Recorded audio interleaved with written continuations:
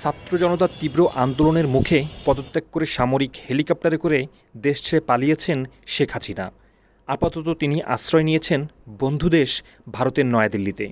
আপাতত তাকে দিল্লিতে থাকার অনুমতি দিলেও স্থায়ীভাবে তাকে রাজনৈতিক আশ্রয় দেবে কিনা সেই বিষয়ে সিদ্ধান্ত হবে দিল্লিতে হতে যাওয়া সর্বদলীয় বৈঠকে। ভারতীয় গণমাধ্যম আনন্দবাজারের খবরে এমনটি বলা হয়েছে।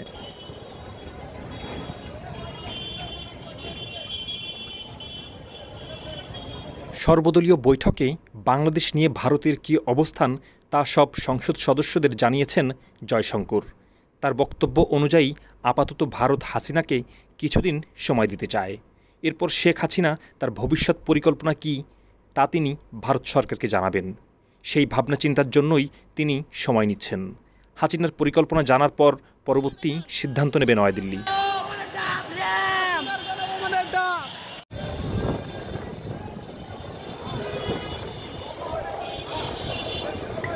বাংলাদেশের পরিস্থিতি, ভারতীয় নাগরিকদের প্রসঙ্গ নিয়ে আলোচনা হয়েছে সেই বৈঠকে। সর্বদলীয় বৈঠকে বিদেশমন্ত্রী জানিয়েছেন, এখনই জরুরি ভিত্তিতে বাংলাদেশ থেকে ভারতীয়দের সরিয়ে আনা হচ্ছে না, তবে প্রয়োজনে যে কোনো সময় দ্রুত পদক্ষেপ নিয়ে তাদের দেশে আনতে প্রস্তুত ভারত।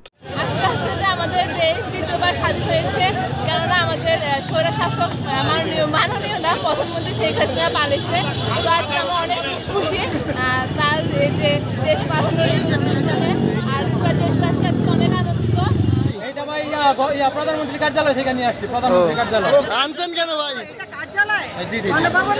এর আগেই সোমবার বাংলাদেশ থেকে পালিয়ে গাজিয়াবাদের হিডন এয়ারবেসে নামেন হাসিনা ও তার বোন শেখ রেহানা। সেখানে তার সঙ্গে দেখা করেন ভারতীয় নিরাপত্তা উপদেষ্টা অজিত ভোডাল। সূত্রের খবরে এয়ারবেসেই রাত কাটিয়েছেন হাসিনা। তাকে যে বিমানটি নিয়ে যাওয়া হয়েছিল সেটি মঙ্গলবার সকাল ৯টা নাগাদ পরবর্তী গন্তব্যের উদ্দেশ্যে উড়ে গিয়েছে বলে জানায় সংবাদ সংস্থা ANI। কোথায় গিয়েছে তা এখনও স্পষ্ট নয়।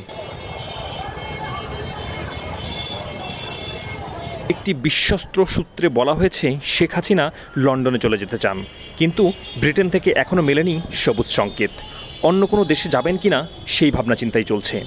আপাতত সেই জন্যই ভারত সরকার তাকে সময় দিয়েছে।